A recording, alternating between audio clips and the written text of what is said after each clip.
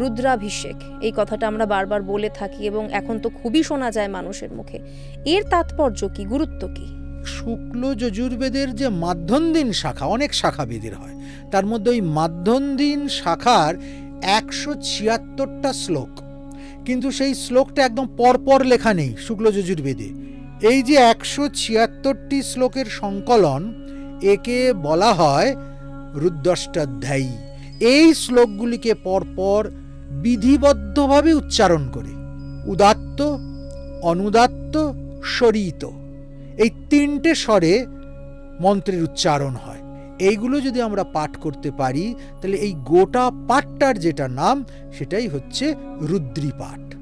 এই রুদ্রী পাঠ পূর্বক যে অভিষেক সেটাই হচ্ছে রুদ্রাভিষেক।